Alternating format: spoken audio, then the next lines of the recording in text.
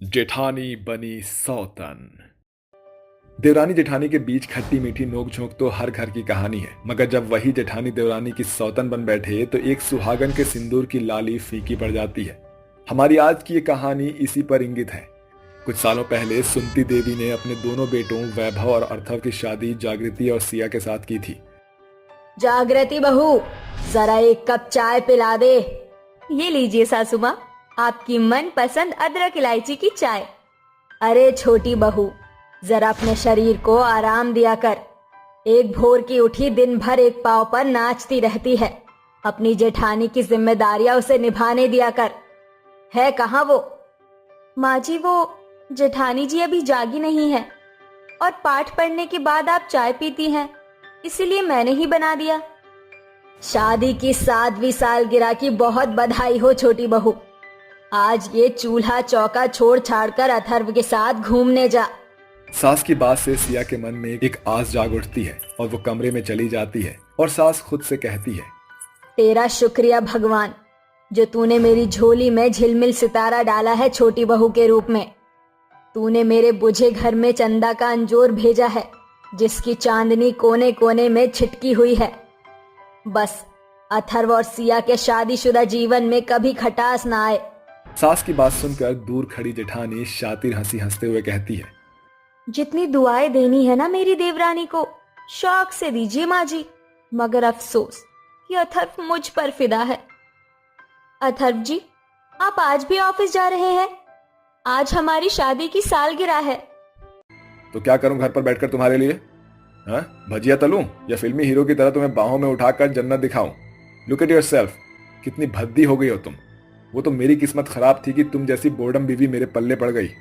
अपने पति के हाथों हुई बेइज्जती के बाद सिया डबडबाई आंखों से उसे देखती रह जाती है। तभी दरवाजे पर खड़ी जेठानी फुसफुसाती है, अरे वाह, सालगिरह की ऐसी स्पाइसी शुरुआत देखकर तो दिल खुश हो गया।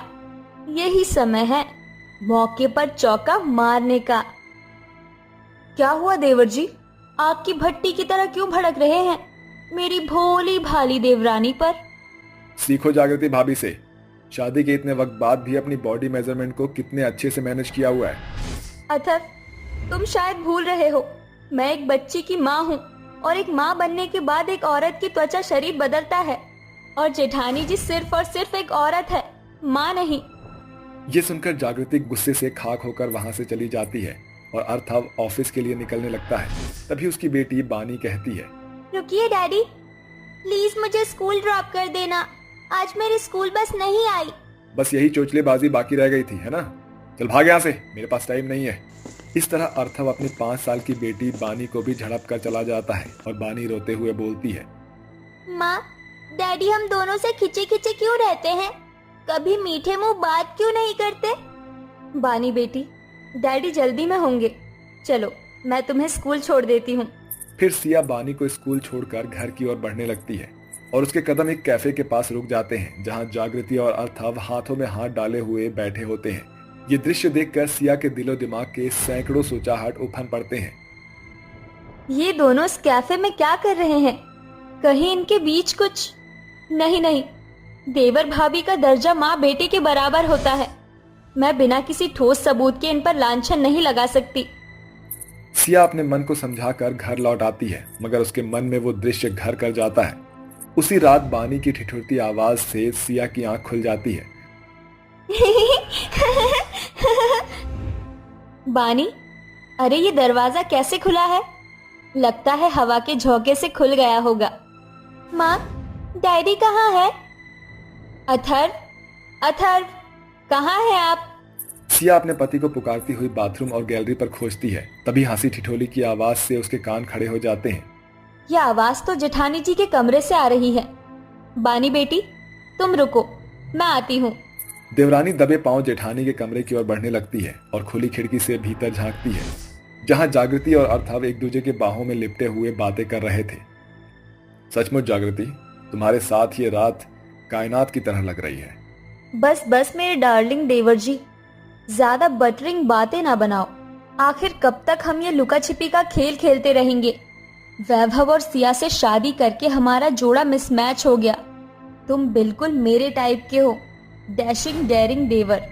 इसीलिए मैं तुम्हारे भैया को जरा भी भाव नहीं देती। जानता हूँ जाने मन, अब मुझे जाना होगा, वरना सिया की आंखें खुल गई तो आफत खड़ी हो जाएगी। जैसे ही अर्थव बाहर जाने के लिए दरवाजा खोलता है तो सिया अंदर आकर उन्हें कोसती हुई कहती है, शर्म आनी चाहिए तुम दोनों देवर भाभी को। मैंने कभी नहीं सोचा था कि मेरी जेठानी मेरी सौतन बन जाएगी। इतनी बड़ी धोखेबाजी, आखिर क्यों? तो तुमने सब कुछ देख लिया। मैं जेठ जी और सासू माँ को सब सच बता दूंगी। खबरदार, अगर तुमने अपने दिमाग में घोड़े दौड़ाने की कोशिश भी की तो तुम्हारी बानी की कहानी का दी एंड करने में 2 मिनट नहीं लगेगा मुझे। अथर्व, ये हमारी बेटी को जान से मारने की बात कर रही है और तुम चुपचाप खड़े हो। किसकी बेटी? तू और बानी बस मेरी भूल हो। तुम्हारे जीने मरने से मुझे कोई फर्क नहीं पड़ता, है ना? अगर तूने किसी भी किस्म की चालाकी की ना या अपनी चोंच खोली तो जिस बेटी पर जान छिड़कती है ना, तो उसका चेहरा याद कर लेना। इस तरह सिया अपने जेठानी और पति की धमकी के कारण अपनी बेटी को खोने के खौफ से पूरी तरह भर जाती है और सच से मुंह मोड़ लेती है, जिससे जेठानी और देवर के हवस को हवा मिल जाती है। फिर एक दिन बानी कहती है, क्या बात है माँ, आजकल आप इतनी खोई खोई सी क्यों रहती हो? बेटा, ऐसा तो कुछ भी नहीं है बानी। बिटिया, जाकर खेल। बानी के बाहर जाते ही सिया की सास सुमति अंदर आकर कहती है, क्या बात है बहू, तेरे और मेरे बेटे के बीच सब कुछ ठीक तो है ना? तेरा मुरझाया मुंह देखकर ऐसा लगता है जैसे कोई सौतन तुझे डाह रही है। अगर ऐसा कुछ है तो अपनी सास की एक बात याद रखना, विश्वास से भरी एक पत्नी चाहे तो अधोलोक से भी अपने पति के प्राण छीन कर ला सकती है। सास के शब्दों से जैसे बहू की बिखरी उम्मीद जुड़ जाती है और वो वैभव को सब कुछ बता देती है। सिया, तुम होशो हवास में तो हो? देवरानी होकर अपनी जेठानी पर ऐसा बेहुदा दोष लगा रही हो? हाँ? उसे कलंक के कटघरे में खड़ा कर रही हो? जेठ जी, मुझे अपनी बात साबित करने का एक मौका दीजिए। आज रात जेठानी जी के राज से पर्दा उठ जाएगा। इसके बाद सिया वैभव के साथ मिलकर सच्चाई बाहर लाने की साजिश रचती है और अर्थव के फोन से अपनी जेठानी को छत पर मिलने का मैसेज करती है। क्या हुआ मेरे डैशिंग डार्लिंग देवर जी, मुझे छत पर बुलाकर पीठ घुमाए क्यों खड़े हो? लगता है 4 दीवारी में भाभी के साथ रोमांस करके मन भर गया था। वैसे चांद की छिटकी मधुर चांदनी में इस वीराने छत पर कुछ नई यादें बनेंगी। जैसे ही जागृति अर्थव के गले लगने के लिए आगे बढ़ती है, वो उसकी ओर पलटकर जोरदार चाटा मारता है, जिसके साथ छत की लाइट जल उठती है और सभी वहां आ जाते हैं। वैभव, तुम यहाँ? हाँ, मैं। इतने दिन से तुम मुझे धोखे में रख रही थी ना। और तू अर्थव, एक बार भी तुझे अपने बड़े भाई का ख्याल नहीं आया? हाँ, ये तो सिया का एहसान है जो उसने ये प्लान बनाया, वरना तुम्हारे काले कारनामों का कच्चा चिट्ठा कभी नहीं खुलता। देवर भाभी के दायरे मिटाकर ये दोगली दोहरी जिंदगी जी रहे हो। हाँ, कैसे कर रहे हो तुम लोग ये? तुम दोनों से आज के बाद मेरा कोई रिश्ता नाता नहीं है। वैभव, मुझे मत छोड़ो, मुझसे भूल हो गई। अपने बदमाशियों और बेहुदगी को भूल का नाम मत दो जागृति, चली जाओ यहाँ से। सिया, तुम मुझे माफ कर दो, तुम्हें हमारी बेटी का वास्ता। जिस बेटी को टुकड़ों में बांट देने की धमकी दी थी आपने, आज किस मुंह से आप मुझे उसी बेटी का वास्ता दे रहे हैं? बानी बेटी, पापा के पास आओ। दूर रहो मुझसे, आप बहुत बुरे हो। आपने मेरी मम्मी को धोखा दिया है, चले जाओ यहाँ से। माँ, आप तो मुझे माफ कर दो, मैं तो आपका बेटा हूँ। बस अपना ये घिनौना चेहरा लेकर निकल जाओ मेरे घर से। तू मेरा बेटा नहीं, बल्कि मेरे कोख का एक बदनाम कतरा है। इस तरह अर्थव और जागृति के कदमों के बहकाव के कारण 4 जिंदगी बिखर जाती है। सिया और वैभव अपनी जिंदगी में आगे बढ़ चुके हैं, मगर अर्थव और जागृति अपने भूल की सजा 4 दीवारी के ओछेपन में अकेले भोगने को आतुर हैं। चांदनी किचन में काम कर रही होती है, तभी उसकी आलसी ननद अहाना खाने की मेज पर बैठी आवाज लगाती है, भाभी, अरे ओ चांदनी भाभी, आज हम दोनों ननद को नाश्ता मिलेगा कि नहीं? अरे भाभी, कान के अपने मायके में कुरियर कर दिया है। अरे हाँ ना में कोई तो जवाब दो। आई आरुषि। अपनी ननद को चिल्लाता देखकर चांदनी अपने हाथों की तेजी बढ़ाते हुए प्लेट में नाश्ता लेकर उनके पास आती है।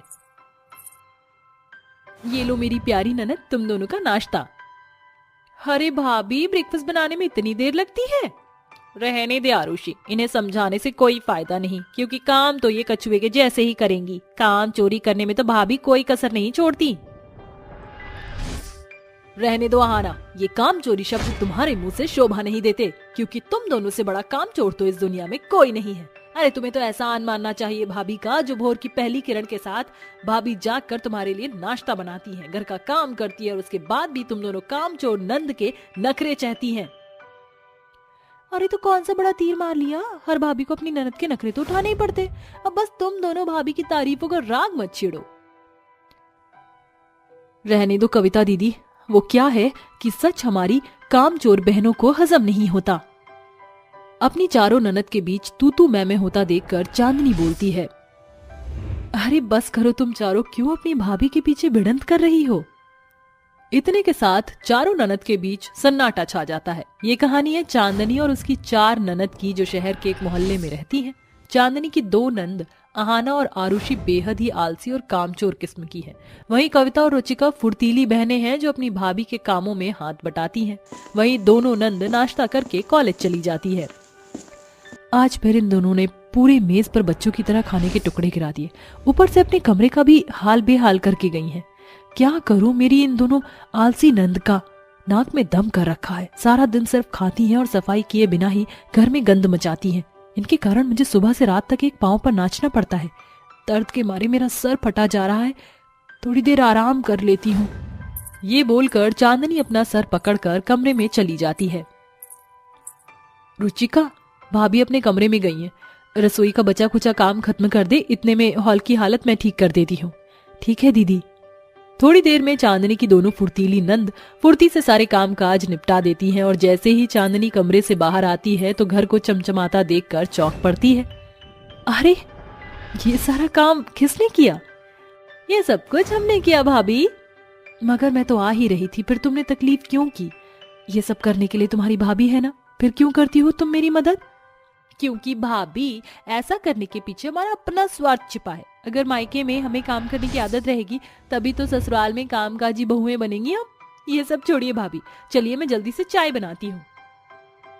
तीनों नंद भाभी साथ मिलकर चाय की चुस्कियां लेते हैं। समय बीतता है, जिसके साथ सर्दियां शुरू हो जाती है। एक सुबह, आहाना, आरुषि जल्दी से उठ जाओ, मैंने पानी गर्म कर दिया, फटाफट से नहा लो। अरे भाभी, भला इतनी सर्दी में कौन नहाता है? साधारण सी सर्दी शुरू नहीं हुई कि तुम दोनों ने आलस में आकर नहाना ही छोड़ दिया। सचमुच सही कहती है कविता, तुम दोनों आलस की जीती जागती मूर्त हो। अरे कितनी मेहनत से मैंने पानी गर्म किया था। अरे तो किसने कहा था आपको मुफ्त की मेहनत करने को? एक तो हम बहनें बिजली की बचत कर रही हैं और आप हो कि हम पर ही भड़क रही हो। हाँ हाँ, बस बस, तुम दोनों के बहाने मैं सब समझती हूँ। ये जो तुम्हारी रगों में खून की जगह आलस और कामचोरी के कीड़े दौड़ रहे हैं, इन्हें मार डालो। भाभी के लाख समझाने बुझाने के बावजूद भी उसकी आलसी नंद कोई भी काम करने के लिए टस से मस नहीं होती। हर दिन के साथ उनकी फरमाइशें बढ़ती गईं, कभी कमरे में खाना मांगती तो कभी चाय। ये और सारा दिन पलंग पर पड़ी और खाने पीने का कूड़ा फर्श पर फेंक देती। ये देखकर फुर्तीली ननद कविता और रुचिका अपनी भाभी से बोलती हैं, भाभी सारा दिन इन दोनों आलसी ननद की जी हुजूरी करके आप थकती नहीं हो क्या? थकान तो होती है, मगर भाभी होने के नाते मुझे अपनी ननद के नखरे तो सहने ही पड़ेंगे। बस बहुत हो गया भाभी, अब हमें एक ऐसी चाल चलनी होगी जिससे आपकी ये दोनों नल्ली ननद के सर पर चढ़ा आलस का भूत उतर जाए। तीनों ननद भाभी मिलकर आरुषि और आहाना में छाए आलस के चस्के को हटाने के लिए खुसर पुसर करती हैं। अगली सुबह, यार आहाना, दिन के 10 बज गए मगर खाना दूर, अब तक भाभी ने हमें चाय कॉफी के लिए भी नहीं पूछा। माजरा क्या है? चल चल कर देखते हैं। दोनों आलसी ननद अपनी भाभी के कमरे में आती हैं, जहां चांदनी रजाई ओढ़कर टीवी देख रही थी। अरे भाभी, ये हम दोनों ननद भूख से मर रही हैं और आप मजे से मखमल की रजाई में पड़ी हुई हो। जाओ जाकर हम दोनों के लिए ब्रेकफास्ट बनाओ। ब्रेकफास्ट नहीं, बल्कि आज तुम दोनों कामचोर ननद को कदुआ मिलेगा। अरे ओ भाभी, भूत घुस गया है क्या? अरे तुम हमारी भाभी हो, इस नाते ननद की भूख मिटानी तुम्हारी जिम्मेदारी है। जिम्मेदारी गई जहन्नुम में। मैंने ठंड में अपने और अपने पति के अलावा किसी का ठेका नहीं लिया, और वैसे भी तुम दोनों कब तक अपनी भाभी पर निर्भर रहोगी? कब तक नल्ली ठल्ली की तरह पड़ी पड़ी ठूसती रहोगी? जाओ जाकर अपने हाथ पांव चलाओ। भाभी का ऐसा रूखा बर्ताव देखकर दोनों आलसी ननद भूख मिटाने के लिए रसोई में जाती हैं। यार आहाना, कितना मुश्किल है ये खाना बनाना। अरे तो क्यों करिए ये तामझाम, मैं कहती हूँ बस 2 मिनट की मैगी बनाकर खा लेते, पेट ही तो भरना है। इस तरह दोनों कामचोर ननद मैगी खाकर काम चलाती हैं। दिन गुजरते हैं और भूख से मचलती वारी न्यारी ननद अपना सारा काम खुद ही करने लगती हैं। एक दिन, यार कमरे की सफाई और कपड़ों की धुलाई ने तो दिन में तारे दिखा दिए। आरुषि, हम तो सिर्फ अपने ही कामों में परेशान हो गए, पता नहीं भाभी इतना सब कुछ कैसे करती थी। हम दोनों ने भाभी के भोलेपन का बहुत गलत फायदा उठाया है। दोनों ननद को उनके किए पर पछताता देखकर रुचिका, कविता और चांदनी उनके पास आती हैं। भाभी, हम आपके ही पास आ रहे थे। क्यों, अब क्या काम पड़ गया मुझसे? भाभी, अपनी नादान नंद को माफ कर दो। अब सारा दिन काम करती थी और फिर हमारे नखरे भी झेलती थी, फिर भी उफ तक नहीं करती थी। मगर जब हमें अपने हाथ पांव चलाकर खुद खाना पकाना पड़ा तब हम आपकी परेशानी को भांप सकी। हाँ भाभी, अब हम वादा करती हैं अब से हम भी रुचिका और कविता की तरह फुर्तीली बनेंगी। ये हुई ना हमारी बहनों वाली बात। आज मैं बहुत खुश हूँ कि तुमने अपनी भाभी की तकलीफ भांप ली। मुझे खुशी है कि मेरी आलसी ननद अब काम करने लगी है। फिक्र ना करो भाभी, अब आपको हम ननद की ना तो खाली चाय की प्याली उठानी पड़ेगी न जूठी थाली, क्योंकि अब आपकी आलसी ननद को समझ आ गया कि घर संभालना देश संभालने जितना भारी है। भाभी, ये सुनकर चांदनी और उसकी चारों ननद खिलखिलाकर हंस पड़ती हैं, जिसके बाद चांदनी की चारों ननद अपनी भाभी के साथ खुशी से काम करती हैं। संध्या, अरे ओ संध्या। जी माँ, बुलाया आपने? अरे समय का कोई ख्याल है कि नहीं तुझे? 7 बज गए और अब तक तू बर्तन घिस रही है। चाय क्या दोपहर में नसीब होगी? नहीं माँ, बनाती हूँ। संध्या बीच में ही बर्तन छोड़कर चाय बनाकर मेज पर आती है, जहाँ बैठी श्रुति मुंह बनाकर बोलती है। आ गई महारानी अपनी लेट लतीफ चाय लेकर। इसका बस चले तो ये दाने दाने पर आफत कर दे। श्रुति, तुम मेरी बहन हो कि दुश्मन? हर छोटी बात का बखेड़ा क्यों खड़ा करती रहती हो? ये सुनकर मीनल संध्या को जोरदार चांटा मारकर कहती है। तेरी हिम्मत कैसे हुई मेरी बेटी से ऊंची आवाज में बात करने की? जन्मते अपनी माँ को निगल गई, फिर बाप को खा गई। एहसान मान मेरा जो तुझे इस छत के नीचे रहने दे रही हूँ, वरना हाथों में कटोरा लेकर किसी मंदिर की सीढ़ी पर बैठी भीख मांग रही होती। श्रुति संध्या की सौतेली बहन है, जो उसे फूटे आंख नहीं देखना पसंद करती। अपने सौतेली माँ और बहन की ज्यादती से मन भर जाने पर मंदिर में बैठी संध्या बोलती है। भगवान, इस सौतेले रिश्ते को सौगात में देने से अच्छा तो मुझे अनाथ ही रहने देता। आज अपने ही घर में घुटन भरी जिंदगी जी रही हूँ मैं। मंदिर में खड़ी सौदामिनी संध्या को देखकर कहती है। भोले भंडारी ने मेरी मन्नत पूरी कर दी। ये लड़की गऊ के जैसी भोली है, अब यही बनेगी मेरी बहू और मैं इसे मुट्ठी में रखूंगी। अगले 2 दिन बाद सौदामिनी संध्या के घर शगुन लेकर आती है। जी कहिए। नमस्ते, मुझे आपकी बेटी संध्या भा गई है। मैं इसे अपने घर की बहू बनाना चाहती हूँ। संध्या के सिवा मुझे कुछ नहीं चाहिए। आज मेरे बेटे को नारियल और 1.25 रुपए देकर दामाद बना लीजिए। ये सुनकर मीनल की आंखें चमक उठती है और फिर, अच्छा है, बिना दान दहेज के अगर ये मंद बुद्धि इस बला को बहू बनाकर अपने घर ले जाना चाहती है तो मेरी तो ठाठ हो जाएगी। मैं और मेरी बेटी इस घर में चांदी कटेंगे। मीनल संध्या की शादी के लिए हाँ कर देती है। दिन बीतते हैं और संध्या की शादी का दिन आता है। जैसे ही बारात गाजे बाजे के साथ उनके घर आती है, तभी संध्या की सौतेली बहन श्रुति जलकर कहती है। अरे माँ, ये तो रिच ही रिच है।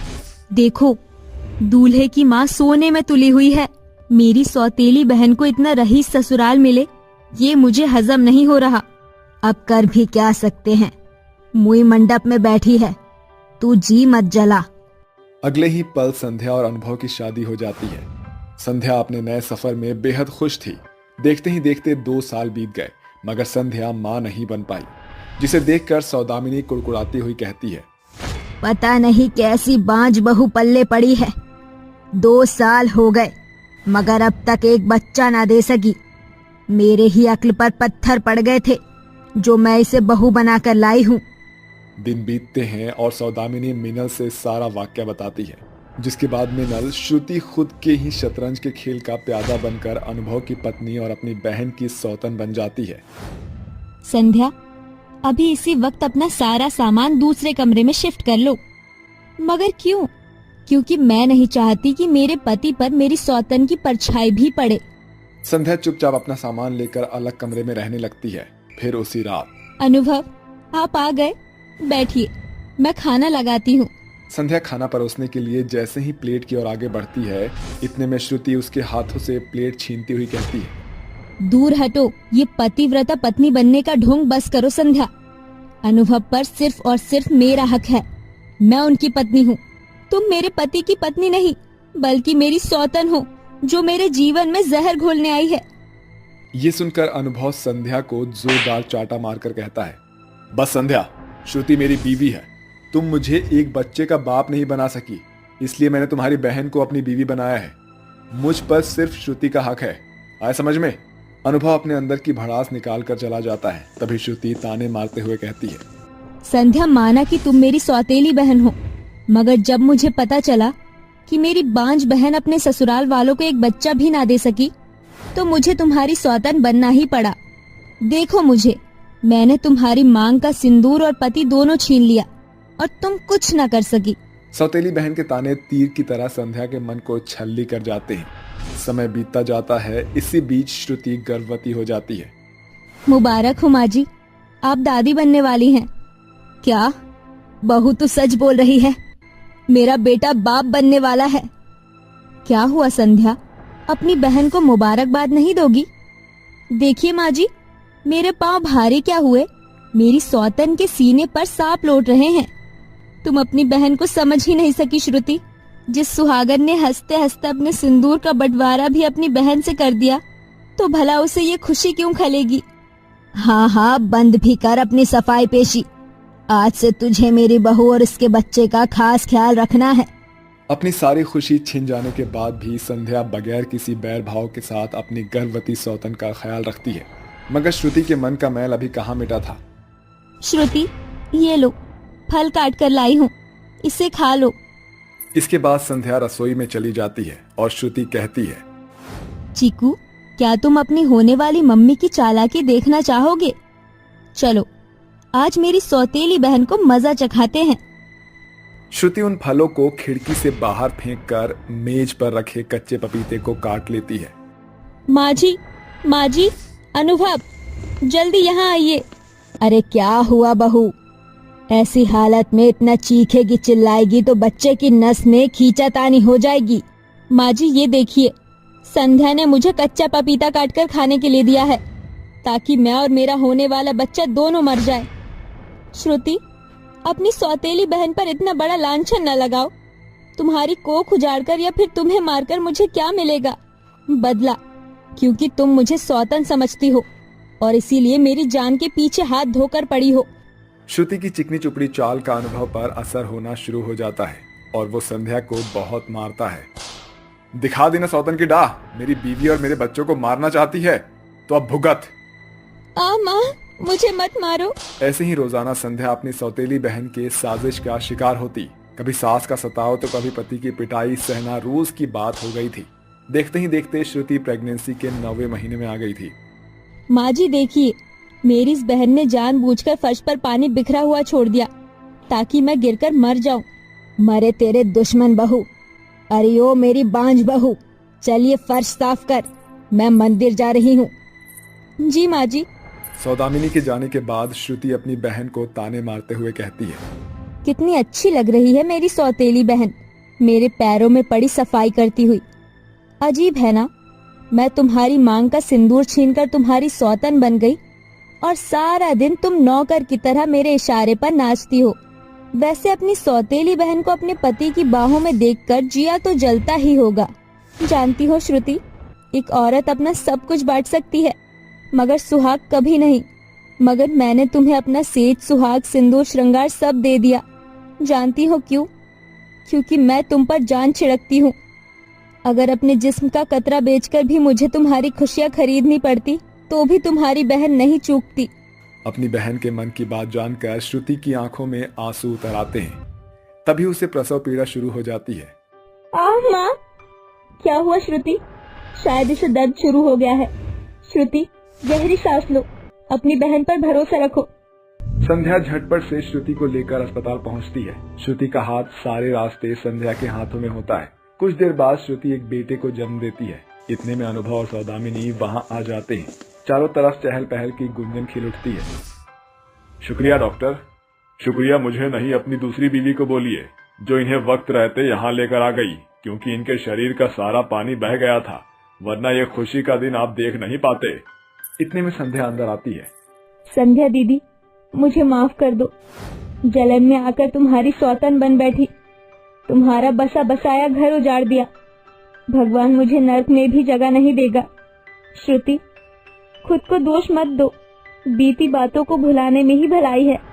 उस दिन के बाद से दोनों सौतेली सौतन बहन सहेली बनकर एक ही छत के नीचे रहने लगती है। छोटी सी गांव में एक लीला नाम की औरत रहती थी। लीला की एक बेटी थी जिसका नाम सुरागिनी था।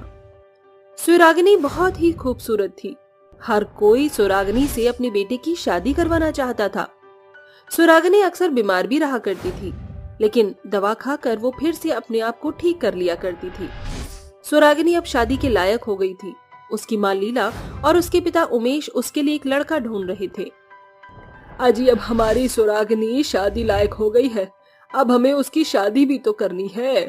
एक काम कीजिए, उसके लिए कोई लड़का ढूंढ लीजिए। अरे कितने आराम से तुमने कह दिया, तुम तो जानती हो ना सब कुछ।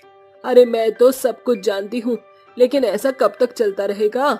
एक ना एक दिन तो हमें अपनी बेटी की शादी करनी ही है। तुम सही कहती हो, हमें अपनी बेटी के लिए लड़का ढूंढ लेना चाहिए। ऐसा कहकर उमेश पंडित को अपनी बेटी की कुंडली दे देता है, जिसके बाद पंडित उसकी बेटी के लिए लड़का ढूंढना शुरू कर देता है। एक दो दिन बाद पंडित एक रिश्ता लेकर उमेश और लीला के पास आता है और कहता है, देखो, जैसी आपकी लड़की सुंदर, सुशील, संस्कारी है, उसके हिसाब से मुझे ये लड़का पसंद आया है। अगर आप कहो तो मैं बात को आगे बढ़ाता हूँ। चलिए ठीक है, एक बार हम लोग लड़के की माँ से मिल लेते हैं। लीला और उमेश शांति के घर पहुंच जाते हैं, जिसके बाद वो शांति का इतना बड़ा घर देखकर बहुत खुश होते हैं और आपस में एक दूसरे से कान में कहते हैं, अरे इनका घर तो बहुत ही अच्छा है। तुम सही कहती हो, मेरी बेटी यहाँ खुश भी रहेगी और उसकी परेशानी भी दूर हो जाएगी। इन लोगों के पास तो बहुत सारा पैसा है। उन्हें आपस में बात करते हुए शांति कहती है, देखिए, हमें आपकी लड़की बहुत पसंद है। आपकी जैसी लड़की हमें अपने घर के लिए चाहिए थी। मेरी तरफ से रिश्ता पक्का है। दोनों परिवार से रिश्ता पक्का हो जाता है, जिसके बाद सुरागिनी की शादी विक्रम से हो जाती है। शादी के बाद सुरागिनी घर की जिम्मेदारियों को संभाल लेती है और सबका अच्छे से ख्याल रखती है। ये सब देखकर शांति बहुत खुश होती है और एक दिन उसे आशीर्वाद देते हुए कहती है, जीती रहो बहू और सदा सुहागन रहो। तुमने तो शादी करके मेरे सर से सारी जिम्मेदारियां अपने सर पे ले ली। बस यही चाहिए था मुझे। माँ जी, अब आपको कोई तकलीफ लेने की जरूरत नहीं है। मैं आपको कोई काम या कोई परेशानी लेने नहीं दूंगी। सुरागिनी बहुत अच्छी होती है। वो अपनी सास और अपने पति विक्रम का बहुत अच्छे से ख्याल रखती है, लेकिन वहीं दूसरी तरफ सुरागिनी कभी कभी बीमार भी पड़ जाती। लेकिन बीमार होने के बाद भी वो घर के सभी काम करती और किसी को अपने बीमार होने का पता भी नहीं चलने देती। देखते ही देखते कुछ दिनों में उसकी तबीयत और भी ज्यादा खराब होने लगती है। कभी उसके सर में दर्द होने लगता है तो कभी उसकी आंखों में दर्द होता, और अब तो उसे अपनी आंखों से धुंधला धुंधला दिखने लगा था। एक बार वो चाय बनाते समय चीनी और चाय पत्ती पतीले से बाहर डाल देती है। ये सब देखकर शांति उससे कहती है, अरे बहू, ये क्या? दूध में चीनी चाय पत्ती डालने की बजाय तूने चीनी चाय पत्ती नीचे डाल दी है। तेरा ध्यान कहाँ है? दरअसल मुझे अपने माता पिता की चिंता हो रही थी। अगर ऐसी बात है तो तू एक काम कर, तू अपने माता पिता से मिला। सुरागिनी अपने माता पिता से मिलने चली जाती है, जिसके बाद वो अपने माता पिता से रोते हुए कहती है, माँ, बाबूजी, अब मैं क्या करूं? मेरी बीमारी तो बढ़ती ही जा रही है। अब मुझे कुछ भी सही से दिखता नहीं है। मेरा ब्रेन ट्यूमर दिन प्रतिदिन बढ़ता जा रहा है। बेटी, तू हमें जानती है, हमारे पास इतने पैसे नहीं कि हम तेरा इलाज करवा सकें। अगर मैंने अपने ससुराल में ये सब बता दिया तो वो मुझे घर से निकाल देंगे। अब मैं क्या करूं? जैसा चल रहा है बेटी, चला ले। इससे ज्यादा मैं क्या ही कह सकती हूँ। बेचारी सुरागनी मायूस होकर वापस अपने ससुराल लौट आती है। देखते ही देखते कुछ दिन बीत जाते हैं और एक दिन अचानक से सुरागनी की आंखों के आगे अंधेरा छा जाता है और उसे कुछ नहीं दिखाई देता। हे भगवान, मुझे तो कुछ भी नहीं दिखाई दे रहा, अब मैं क्या करूं? देखते ही देखते ये बात शांति और विक्रम दोनों को पता चल जाती है। विक्रम सुरागनी को हॉस्पिटल लेकर जाता है और उसका चेकअप करवाता है, जिसके बाद विक्रम को उसके ब्रेन ट्यूमर के बारे में पता चलता है। इतनी बड़ी बात माँ इस लड़की ने हम लोगों से छुपाई है, और इस लड़की को तो आप अपनी पसंद से लेकर आई थी मेरे लिए। अब मैं इस लड़की के साथ अपनी जिंदगी कैसे गुजारूंगा? ये सुनने के बाद शांति के भी पैरों तले जमीन खिसक जाती है और वो अपने बेटे से कहती है, तो चिंता मत कर बेटा, मैं तेरी दूसरी शादी करवाऊंगी, लेकिन इस बात का इस अंधी को पता नहीं चलना चाहिए, क्योंकि हमें हमारे घर के अंदर एक नौकरानी भी तो चाहिए। वो बेचारी सुरागनी को धोखा देती है और अपने बेटे विक्रम की शादी एक पढ़ी लिखी लड़की से करवा देती है। उसके बाद वो घर का सारा काम बेचारी सुरागनी से ही करवाया करते थे, क्योंकि सुरागनी अंधी हो चुकी थी और उसे कुछ भी दिखाई नहीं पड़ता था। अरे सुरागनी, कहाँ है तू? अरे तूने अभी तक घर की साफ सफाई नहीं की। माँ जी, मुझे सही से कुछ दिखाई नहीं देता है, जिसकी वजह से मैं काम धीरे धीरे करती हूँ। माफ कीजिएगा, मैं अभी घर की सारी साफ सफाई कर देती हूँ। ऐसा कहकर वो घर की साफ सफाई में लग जाती है। वहीं दूसरी तरफ विक्रम अपनी नई पत्नी के साथ बाहर घूमने के लिए निकल जाता है। एक दिन सुरागनी की सहेली नैना उससे मिलने आती है। अरे सुरागनी, कैसी हो तुम? और तुम्हारी ये हालत कैसे हुई? सुरागनी अपनी सहेली नैना को अपनी बीमारी के बारे में बताती है, जिसे सुनने के बाद नैना बहुत उदास हो जाती है। वहीं दूसरी तरफ नैना सुरागनी के घर में उसके पति के साथ दूसरी औरत को देखकर हैरान रह जाती है, लेकिन वो सुरागनी से कुछ नहीं कह पाती और बिना सुरागनी के कुछ कहे ही सब समझ जाती है। सुरागनी, मैं बहुत अच्छे डॉक्टर को जानती हूँ, वो लोगों का फ्री में इलाज करते हैं, लेकिन तुम ये बात किसी को भी नहीं बताओगी, मैं तुम्हारा इलाज करवाऊंगी। नैना सुरागनी का इलाज करवाना शुरू कर देती है। वहीं दूसरी तरफ उसकी सास और उसका पति विक्रम उसके ऊपर दिन प्रतिदिन अत्याचार करते रहते हैं, लेकिन वो ये सब कुछ बर्दाश्त करती रहती है। एक दिन उसका आखिरी ऑपरेशन होने वाला होता है। आज मेरी जिंदगी का बहुत महत्वपूर्ण दिन है। आज ऑपरेशन द्वारा मेरी आंखें ठीक हो जाएंगी, फिर मैं दोबारा से देख सकूंगी। क्या पता उसके बाद विक्रम जी और माँ जी का स्वभाव मेरे लिए ठीक हो जाए। ऐसा सोचकर वो ऑपरेशन करवाने चली जाती है। ऑपरेशन सक्सेसफुल जाता है और वो दोबारा से देखने लगती है, जिसके बाद वो खुशी खुशी वापस अपने घर आ जाती है। वहीं दूसरी तरफ उसी समय विक्रम भी अपनी पत्नी सरला के साथ खड़ा होता है, जिसे देखकर सुरागनी विक्रम से कहती है, ये औरत कौन है आपके साथ जो खड़ी है?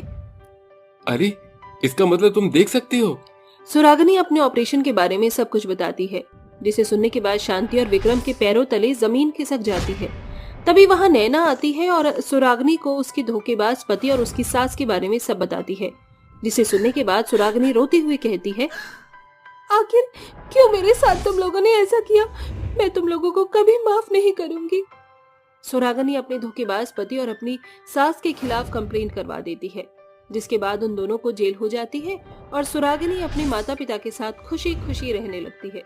कुसुम अपने बेटे रोहित की शादी विमला नाम की लड़की से करा देती है। कुछ ही दिनों में वो घर की सारी जिम्मेदारी संभाल लेती है, लेकिन वक्त के रहते विमला अपनी सास पर हावी हो जाती है। दरअसल सास कुसुम एक सीधी सादी औरत थी, तो वहीं उसकी बहू बहुत ही टेढ़ी किस्म की घमंडी औरत थी। यकीन ना हो तो आप खुद ही चलकर देख लीजिए, जहां सास दिसंबर की सर्दी में एक बहू के होते सोते बर्तन साफ कर रही थी और बहू पैर पसार कर टीवी देख रही थी। अरे बाप रे बाप, कितना ठंडा पानी है। अरे बहू, जरा मुझे गुनगुना पानी तो दे देती, गीजर चला देती, मुझे चलाना आता नहीं है, ठंडे पानी से हाथ जम रहे हैं। अरे इस बुढ़िया ने फिर से मुझे आवाज लगा दिया, अब जाना पड़ेगा, इतना अच्छा शो आ रहा है मेरा। ऐसा बोलकर वो अपनी सास के पास जाती है। क्या हुआ माँ जी, आपको चैन नहीं है क्या? एक बर्तन साफ करने को बोला, उसके लिए भी मुझे आवाज लगा ही दी आखिर। अरे बहू, वो तो मैं आपकी वजह से मेरा सीरियल खत्म हो रहा है, क्यों बुलाया है मुझे? अरे बहू, मैं तो बस गर्म पानी के लिए बोलना चाहती थी। वो क्या है ना, बर्तन साफ करते हुए हाथ जम रहे हैं, तू गीजर चालू कर देती तो मैं गुनगुने पानी से ही बर्तन धो लेती। एक बात बताइए, आपका बेटा आपका ही है ना, या अंबानी की औलाद है जिस पर बहुत सारा पैसा है बिजली का बिल भरने का? चुपचाप जाकर आप ठंडे पानी से धो लो, बाद में हाथ ताप लेना। सारा सीरियल निकाल दिया। मैं जा रही हूँ, ऐसे ही करिए आप बर्तन साफ। पर बेटा, पता नहीं मैं कैसी बहू ले आई हूँ जो मेरी सुनती ही नहीं है। इतनी ठंड लग रही है, कब से बोल रही हूँ मेरी शॉल निकाल दे, लेकिन इसने वो भी नहीं दी मुझे।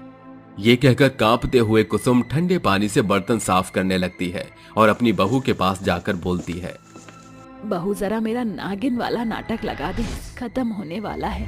और ऐसा कर, मेरे लिए हीटर जला दे, हाथ ताप लूंगी। क्या बोला आपने? आपका नागिन वाला कोई सीरियल नहीं लगने वाला है। मेरा कसौटी जिंदगी की चल रहा है। और ये हीटर जलाने की बात तो वो खराब हो गया है। माँ जी, कल रात को ही उसकी स्प्रिंग निकल गई थी, इसलिए आप अपने कंबल में जाकर बैठ जाइए। ठीक है बहू, मैं अपने कंबल में ही जाकर रह लूंगी। अपने कमरे में आकर कुसुम एक ही कंबल में बहुत ठिठुरती है और कहती है, हे भगवान, एक तो ये एक ही कंबल है, वो भी छेद वाला, जिसमें इतनी ठंड लगती है। ऊपर से बाहर का कमरा और दे दिया है बहू ने। सुनती ही नहीं है बहू तो मेरी। बेटे से ही बोल दूंगी नया कंबल लाने को। अगले दिन जब सब टेबल पर बैठकर खाना खा रहे थे तो कुसुम कहती है, रोहित बेटा, मैं कह रही थी मेरा कंबल फटा पुराना हो गया है, इसलिए तुम नया कंबल ला दे। बाहर का कमरा है तो ज्यादा ठंड लगती है। ठीक है माँ, मैं ले आऊंगा। पर आपने विमला को क्यों नहीं कहा? विमला माँ को लाकर दे देती।